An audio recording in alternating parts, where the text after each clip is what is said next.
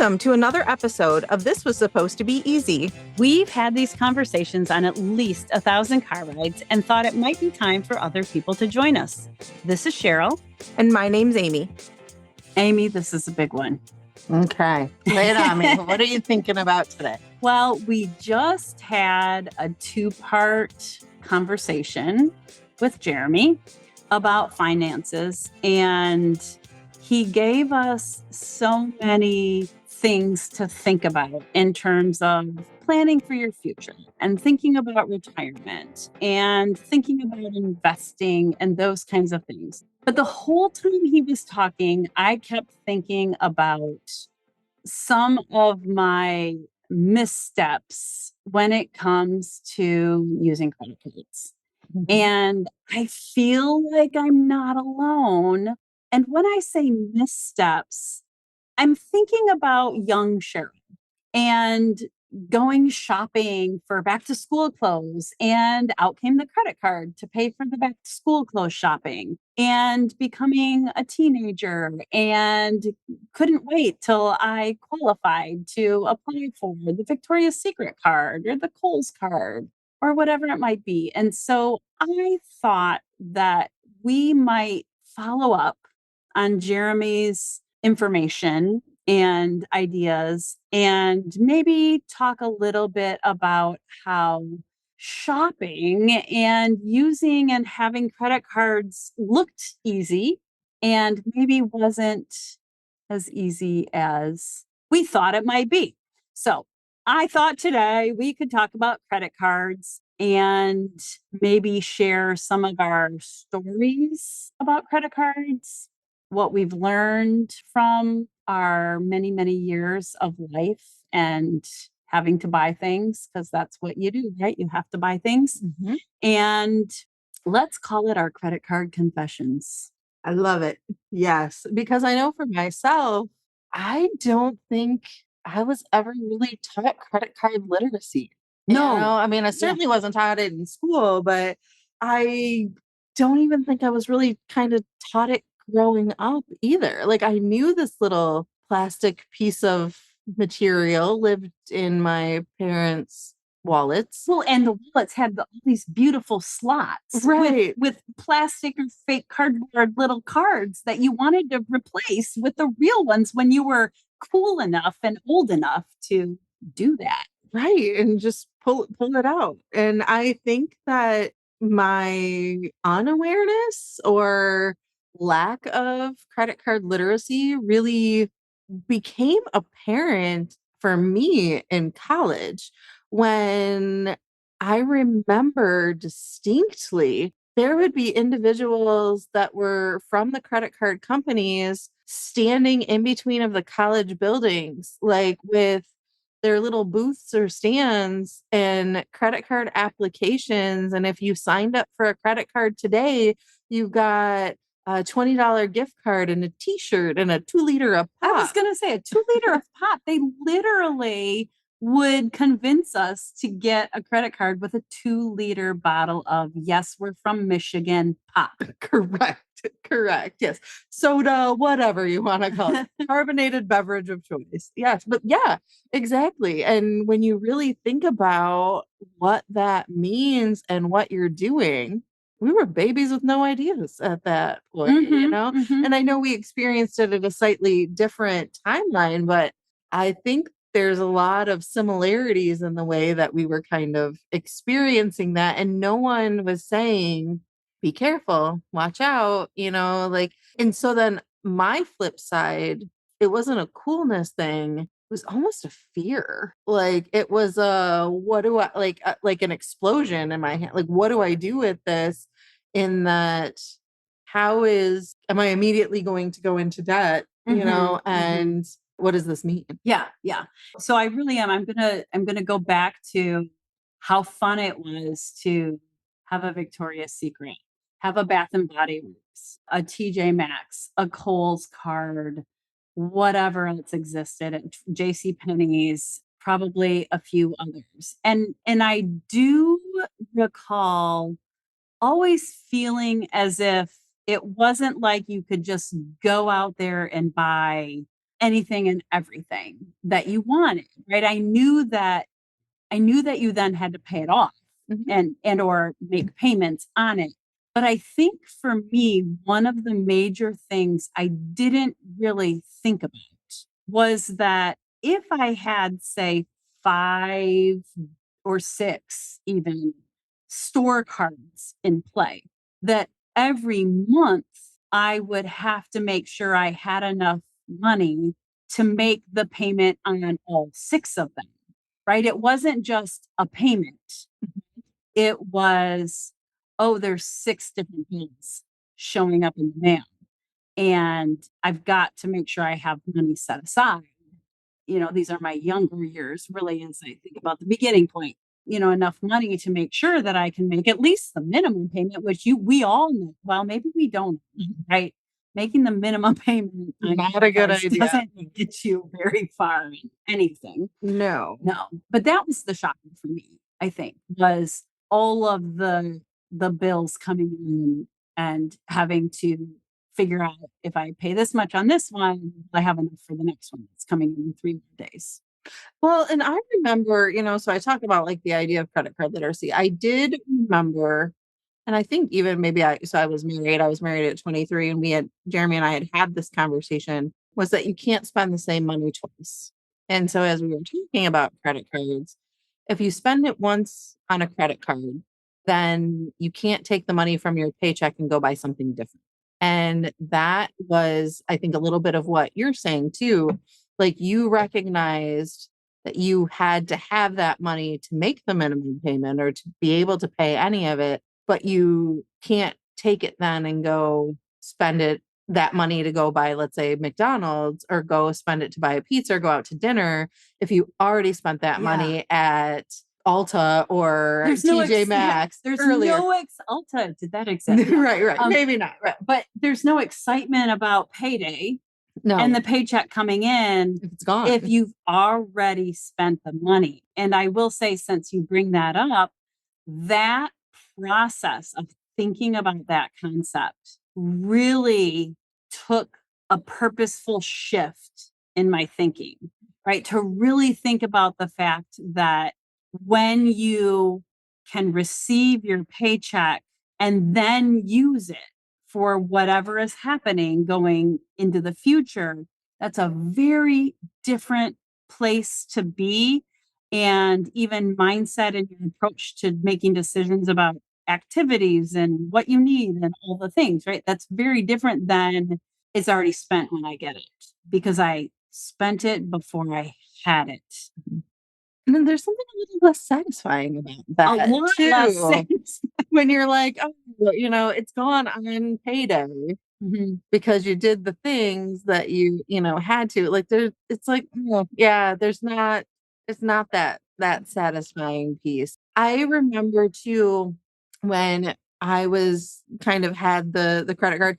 The hard part for me has, I'm gonna say, almost kind of silly. And I don't, again, my 20-year-old self, I didn't know I had ADHD at the time. I am one of these grown-up adults who was diagnosed after my kids were or one of my children was diagnosed. But it was really hard for me to have, again, we're talking mail, snail mail here, to get, let's say I had 3 cards, let's say I had a general one and a couple of store ones, to get the letter in the mail, to know where that bill was, in addition to all my other bills of like, utilities and all of those types of things, all the bills that I had, and then remember like, okay, that's due on the 15th of the month, and that one's due on the 10th of the month, and that one's due on the 22nd of the month, and they all have to be sent with enough time to get there, because otherwise, or it has to be postmarked by this time, or otherwise they're going to give you an extra fee in addition to the monthly fee for not like for loaning you the money. And that was a struggle for me to remember, like, okay, this month I have to pay this one, or I'm paying them all each month, but I have to pay it by a certain timeline. And this one has to be paid on this timeline. Where did I put that bill again? And I know I have to do this, but I can't, I can't. And frankly, I think that was another thing that lent itself to my initial, or my becoming of almost afraid of cards Mm-hmm. was because I was like, I think I got hit with one too many late fees because it's not that I didn't know it was due, but I forgot that it was due by this specific time or even where I put the bill. Right. Like not even knowing that you could come up with a system to track that should you have to. But I don't know. I feel like we're both talking about maybe some learning life lessons that we learned about having too many in play. Yeah. Right. I mean, and my 20-year-old self was not my 45-year-old self, right? Yeah, Like, let's yeah. be really, really clear here. I know who I was, and I had a lot of great qualities in my late teens and early 20s. Organization was not one of them in this capacity. You know, Mhm. like I have done a lot of tips, tricks, tools I've used in play now in these last 25 years to make better choices, but the version of myself that I'm talking about was not ideal Yeah. in organization. Yeah. Like I had way too many things going on in school. I had way too many things to really think about it. But that also leads me to think about I had people in my life who weren't doing credit cards right either. You know, I had adults in my life who I looked at using credit cards that at times ended up falling into some real credit card debt. And in watching that and watching their experiences and getting themselves out of it, it was another layer of fear Mhm. that ended up really impacting me and how I saw credit cards, and even has impacted me today because the thing is, credit cards aren't bad. Credit cards are Mhm. neutral. Mhm. The way we treat them, the way we experience them, the way we use them, we get to decide if they're good or bad. Mhm. Like, but I didn't know that then. You know, I know Mhm. that now. And so I would label it. So again, I want to reiterate to all of our listeners, we're not saying that credit cards are bad. Credit cards are a piece of plastic that are neutral. But There's pitfalls. there's pitfalls. And so we just want to call awareness as we've continued to talk about finances and money. Mhm. What are the hiccups and what are the learning curves that we had with them? So I guess I'm going to ask you, like, you know, you shared a little bit about how it gave you a sense of freedom and maturity. And when you were younger, and these pretty, you know, pretty little plastic cards in your wallet was just calling for them with their amazing slots that were built right in, you know, and you had them at the source. And frankly, too, they get you with the idea of like, I remember having a Kohl's card forever when I was still shopping at Kohl's Kohl's because Cash. Kohl's Cash. And it Mhm. was like, oh my gosh, this is a discount card practically if I factor Yes. in the Kohl's Cash. Yes. But then what you don't realize is, oh, but you have to show up at the store for between this day and spend your Kohl's Cash. Well, yeah. And boy, I hope I haven't used this story already, but I'll never forget buying things with my Kohl's Cash and Kevin saying, "How did you get that? You know, what did you spend?" I'm like, "Oh, it was fine. I had Kohl's Cash." And he'd kind of be okay and walk away from it. And I think we didn't have, we lived out in the country, so we didn't have cable TV. We didn't have a whole lot of TV sometimes. And we were at a hotel and the commercial came on for a Kohl's Cash coming on weekend. And it was, you know, this, you know, oh, it's going to be a great Kohl's Cash weekend. For every $50 you spend, you get $10 in Kohl's Cash. And He did some looked at math. me. He did some silent math in his head, and he looked at me. He's like, "That's how you get Kohl's Cash." Wah, So to wah. have the Kohl's Cash, you had to spend 5 times as much to get it. And, you know, the light bulb kind of came on for him, and that whole story was over. Right. Right. But there are things I wish I knew. I think there are always, every phase of life we learn, right? We might get ourselves stuck in a place and we learn from it. And so, you know, one of the things I wish I knew as a younger version of Cheryl, who was just old enough to be considered for cards, right? The store cards were the easy ones to get. I Store cards are really right. easy. And let me run it while you stand here and wait. Yes. I'm Yeah. sure You'll get this much off. right. We'll see if it's pre-approved. Yes. And that's how they do it, right? Like the idea of just wait right here. You get 10% off, you get Mhm. 15% You'll off. save this much You'll today. save this much today and it'll be amazing. And don't you want to, save 25%, and then you'll get the like Old Navy bucks and the Kohl's cash Right. and the, Ulta Well, deals that you'll accrue points at a faster rate and you'll do all these things. and I'm not going to pretend that I know if this is actually true or not true. But there was this idea that getting the store cards and using the store cards would build enough credit in your credit history that you could then get a Visa card or a MasterCard or a car loan, or you had to use credit in To whatever get was credit. allowed for Mhm. the 18, 19, 20-year-old, college kid working a part-time job, whatever, to build to the kind of credit that you would need. To be able to adult later Right. on. Yes. Yes. And so I think about all of those things too. And I remember that because it was much easier to get a store credit card kind of and all of that. But I think when my oldest turned 18, the credit card mailers came a calling, Mhm. and there was one every single week to sometimes 2 a Mhm. day. And, Mhm. do you want this card? Do you want this card? Co-sign on this card. Do you want this loan? Like, do you want Mhm. that? And I think one of the things that as we are talking about credit cards in general, for those that maybe have those conflicting feelings, like maybe you're like me where it's a little bit fearful, maybe it's you too have had too much fun with a credit card. Maybe you didn't view it as okay, I'm going to pay it off every month. Or maybe you were saying, you know what, I have always had a really healthy relationship and understanding of credit and what that means. And I understand 18% APR. And I know exactly that I am paying 22 cents for every dollar spent on that item when it's a 22, percent interest rate and things like that. And again, we welcome you to share your credit card stories of success and failures. Ideas, right? Like Ideas, strategies. right?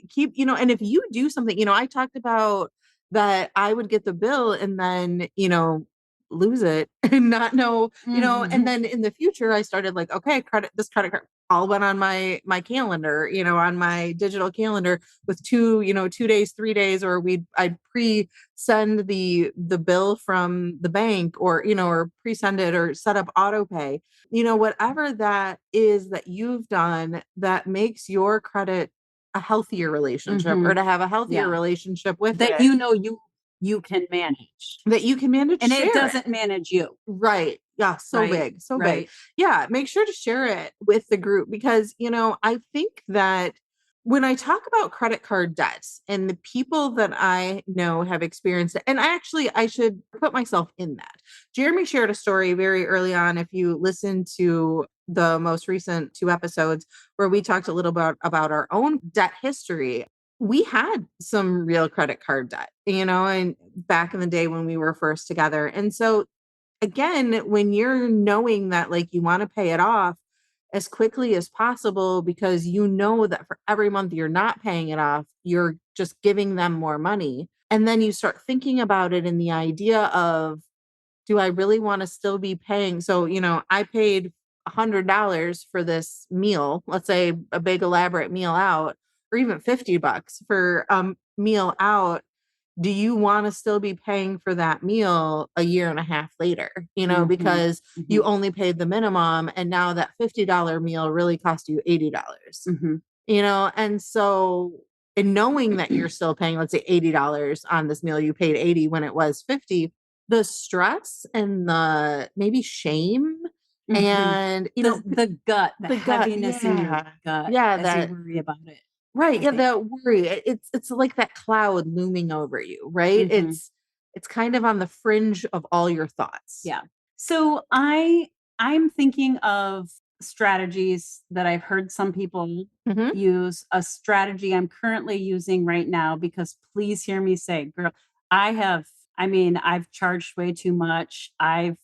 I've had to think about how do I get out of a 22% payment, which in one case meant we were able at a point in time to refinance our house at a 3% or whatever it was. I was like, wait, we're adding that credit card bill onto that, even though it could potentially stretch it out way longer. Right. It was like 3%, 22%. Let's, just roll it in, get it all in one payment. But math, yeah. Like I know people, and this I didn't think would work for me, so I didn't follow this strategy. But some people will use gas credit cards because they get a cheaper amount per gallon, right? And as soon as every time they buy their gas, they just go right in and make that amount payment on the card, right? I didn't see myself succeeding with that particular strategy. But I will say that after all of the steps and dances and all the things with credit cards, my husband and I came to a decision where we weren't going to have store credit cards. And I say there's always a little bit of a caveat, right? He builds a lot of things and purchases a lot of building supplies. So there is a Lowe's card for that because of the percent discount you get. But we have one household credit card, like MasterCard, Visa, whatever it is. And I have one for my business. And we just don't have store cards. We just made that decision because we knew that's where we in particular could get off track. Yeah. Right. And could get into trouble. And so I guess I just say that not to say that's the solution, but for us, that's what seems to be working, right. And to say, I know some people and those cards, for me, the business card builds air miles, that whole silver medallion status and flying for free sometimes. And for Kevin, it is, or for the household one, it is actual cash back. Yes. Right. Which, whoa, it's so great because that's connected to Amazon. A lot of places where you use the card. And so you can use that cash back pretty darn easy versus, a few years ago when you had to mail away for your free Red Lobster gift card. That was your cash back. Right. Right. Yeah. But I'm wondering if you have a strategy that you've employed in your household, or I don't know, something that you do now, maybe a practice that you do that I'm asking, and maybe you don't have one. No. I appreciate that. Yes. So as I think my perplexed look was thinking about what do we do, besides like shiver use in a cash. corner. I know you use. I know my debit card is what I often, I am often using, especially as more campuses and organizations and stores are non-cash operating. And so I use my debit card a lot. And I also, we try to pay off like every month. That is a big thing. And if we don't pay off because let's say we had to put a big purchase, something like that, having the plan of exactly how the money is coming out of our paychecks and how many checks we need to pay it off. And also being realistic. So if let's say we made a big purchase and it was $2,000 and we know the interest rate was X, 7%, whatever, then I say 7%. Let's be real. It's more like 18. I know, right? Like, it's amazing. No, like 18, let's say 18%. What did that really cost me? And is it still worth buying? And if it is, and many times it is, but being realistic. So then do I want that item at the $2,000 rate? Do I want that item at $2,400? Would I still buy that item if I knew it was going to cost me $2,800 because that's how many paychecks it was going to take me to pay off? And so then that is one of the things to make sure, like, am I really getting as good of a deal? So when it says, if I'm looking at the sale price and saying like, okay, we can buy it now, but we're going to buy it on credit. And it's that, like, is that really the thing? So that's probably one of the ways that we do. And then also that paying it off. But it also made me think about an activity I used to do when I was teaching college. I was teaching community college. And so I do want to kind of put this out to our listeners as a challenge. Okay. So if you are listening and you are really comfortable with knowing what you make, what your budget is, what you spend in a month, awesome. Like, rock on. If you are listening to this and you're like, some gray areas in my existence. Like, yes, I know what I make and I know how much I take home, but all the other things are a little hazy. So, one of the activities I used to have my college students do in a life skills class that I took, and we would talk about budgeting, and we would talk about budgeting for time and budgeting for money. And I remember I had these students, and I would say, I will give you extra credit. I'd give them quite a sizable bit of extra credit for this. If they took every single bill, dollar, penny, quarter, cent, or whatever that they spent over the course of a month.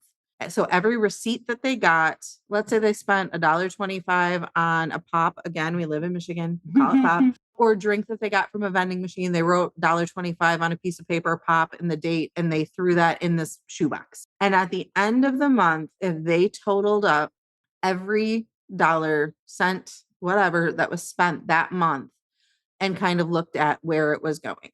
And remember having a few students that took advantage of it. Like, and I say advantage because it really is an important thing. And then I told them afterwards, okay, so this is how much money you spend in a month. And here was the flip side. So I would tell them, okay, you need to think about how much money you need to look at or have, or how much can you have based on the job that you had.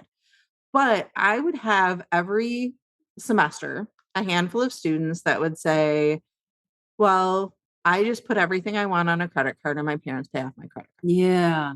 And I'm not shaming anybody for doing that, but I would tell them that this experience of putting all the things in a shoebox or whatever, an envelope, do it on your phone, do it a voice thing on your phone. Again, I'm dating myself. But everything that they do, because one day, I don't know when that would be, a family member might say, and you're done. It's over. And so now what you need to decide then is, as you're job searching, do you have the type of opportunity to earn the job to keep you currently in your way of living? Mm-hmm. Like, is your income going to keep you in the way that you live right now? So it's not even about shifting anything. It's about awareness. Perspective. Even yeah. Appreciation for who, Yeah. if Right. there is someone. Right. Who's paying, Paying for that. right. What are they doing? So I want to give this to all of our listeners as you're thinking about it, depending on how your relationship is. Open up that notes app in your phone or get out a trusty shoebox wherever you're living in the current realm of technology. And if you don't know, keep track for a month. See where you're spending your money. And because the thing is, it's the little bits. It's not the big purchases. It's the little everyday pieces. Mm-hmm. It's the, I'm going to go get a $2 drink at McDonald's. It's the Red Bull and the beef jerkies. Yeah, exactly. And just bringing about that awareness, because, hey, if you're getting the Red Bull and the beef jerky, if you're getting the Starbucks, I'm not shaming anybody. I have Starbucks way more than I should. But if you're doing that, great. Just be aware. Yes. Be aware of where you're spending your money.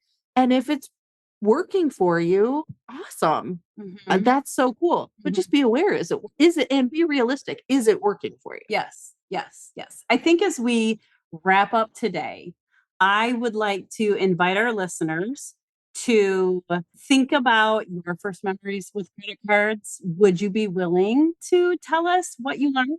What did your first experiences teach you? Because we all learn from each other. And your stories can inform our future stories and lives as we think about spending. What might be something you do differently now in your life with credit cards than maybe you've done in the past? We'd love to hear from you. I also want to say, Amy, that we are closing in on the end of season 1 of releasing every Wednesday morning a new episode of This Was Supposed to Be Easy. We are so excited to be closing in on the end of season 1 and actively planning season 2 and all of the fun things like retreats that are going to come with it. As we do that, I think it would be cool to just let you know that we've heard people reach out and say, this story touched my heart. This phrase that you said, I keep repeating in my head. This question that you asked, I can't stop thinking about. And so we're pulling together some of those moments from season 1 and are excited to be able to share those with you in the next episode or 2 as we close out this season, and cannot wait to share that with you. As we do that, we are going to again just put it out there and invite you very specifically to like us. Like us on Facebook, like us on Instagram, like us on Spotify. or wherever you're Yeah. listening. Yeah, let us know that you're out there, and share those episodes that have touched your heart with a friend who might also benefit from coming into the fold and joining this community that we're trying to build. Absolutely. Thank you for mentioning that. And we hope that, again, we haven't scared you off from the idea of credit cards and all of those things, but we are really excited to hear your stories, your experiences, and then also maybe whatever questions you have. Yeah, Like, let's yeah. ask. Let's like, take away the mystery about money, right? We talked about that Absolutely, with yeah. Jeremy. Like, it doesn't have to be a mystery. Let's learn from each other. Yes. And as you have questions about any of, we kind of looked at finishing up almost like a 3-part series, but anything to do with money, ask it to us and let us find the answers for you. Ooh, Any of those things that you maybe have been thinking about over these 3 parts, what can we do to help you get the information that you need to be more financially literate, as we've continued to use that term. Thanks for tuning in to This Was Supposed to Be Easy. Remember, the best stories are the ones we live. join us next time as we uncover more tales and thoughts that just might change your world while we navigate those things that we didn't expect to be so hard. Stay curious, stay connected, and keep wondering.